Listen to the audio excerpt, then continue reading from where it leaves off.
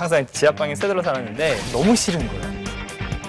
아니 세상에 옷도 방이 있는데 사람이 난 방이 없네 하면서 울고 있었어요. 진짜 부끄러웠습니다.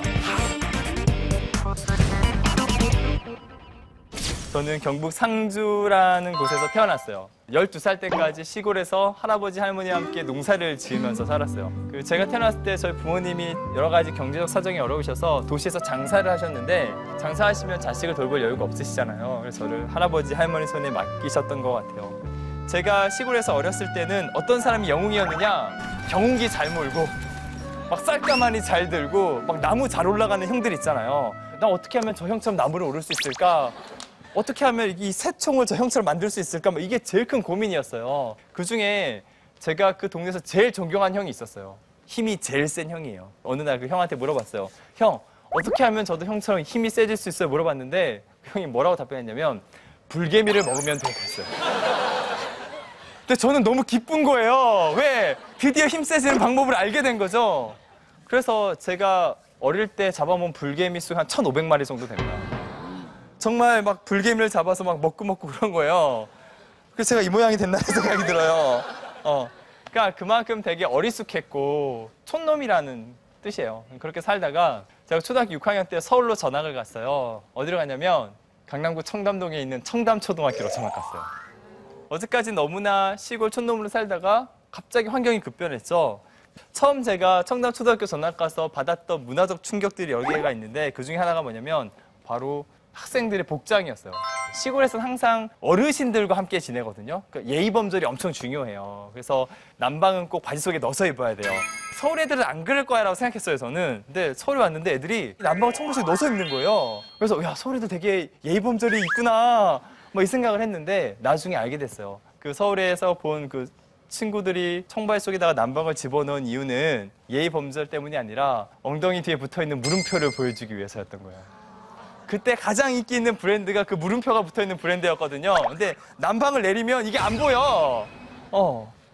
서울에 전학을 가서 여러분처럼 대학생이 되기 전까지 한 번도 제가 땅 위에 살아본 적이 없어요. 항상 지하방에 새들어 살았는데 지하방에 살면서도 되게 재밌는 에피소드가 많았는데요. 저한테 여동생이 있어요. 저보다 2살이 어려요. 2칸에 새들어 살았으니까 한 칸 부모님 쓰시고 한 칸은 저랑 여동생이 같이 쓰잖아요. 그러니까 오빠랑 같은 방 쓰는 게 너무 싫은 거예요. 얼마나 제 여동생이 저랑 같은 방 쓰기 싫어했냐면 제가 공부 열심히 어깨를 톡톡 치면 아이 썩어 이랬습니다. 한번 이런 적이 있었어요. 여동생이 중학생이었던 것 같은데 부자인 친구 집에 놀러를 갔다 왔어요. 그러더니 집에 돌아와서 막 울면서 뭐라고 얘기했냐면 아니 세상에 옷도 방이 있는데 사람이 난 방이 없네 하면서 울고 있었어요. 부자인 친구 집에 갔더니 옷방이 따로 있는 거예요. 거기에 충격을 먹은 거예요. 그래서 동생에게 진짜 자기 방이 필요하겠다는 생각이 들어서 어떤 걸 했느냐, 고깃집에 가면 쭉 땡기는 거 있죠. 그거를 사다가 이렇게 이 방에다 쭉 이렇게 달았어요. 이제 동생 방에 갈 때 어떻게 하면 돼요? 이걸 이렇게 쭉 옆으로 당기고 들어가면 되죠. 하지만 제 동생이 자기 방이 있음을 충분히 느끼게 해주기 위해서 저는 똑똑똑똑 합니다. 그래서 동생은 들어와 이러면 들어가는 거예요. 저희가 어렸을 때 햇빛도 안 들어오는 지하방에서 잠을 자다가 눈 뜨면 청담동에 있는 학교에 가고 학교를 마치면 그 바로 옆에 있는 압구정동 로데오 거리에서 최세 유행을 막 구경하다가 방학이 되면 다시 가방을 챙겨 들고 시골 할아버지에 가서 막 농사일을 거들면서 살았어요. 그러다가 대학을 갔는데 대학은 사회학이라는 인문학이에요. 근데 지금은 디지털 IT 기업에서 일을 하고 있어요. 그럼 어떤 생각이 들죠? 저도 제 삶을 돌아보면 제 삶 속에는 낯선 것들의 공존이 있는 것 같아요. 저는 이것이 어쩌면 제 자신에게 가장 큰 자산이라고 생각합니다. 제 삶 속에는 농촌도 있고 도시도 있고 가난한 사람도 있고 부자도 있고 인문학도 있고 디지털도 있고 서로 멀리 떨어져 있었는데 이것들이 공존하고 있어요. 저는 그냥 이런 삶을 살았을 뿐인데 이런 것을 우리 시대가 컨버전스라고 정의하기 시작했어요.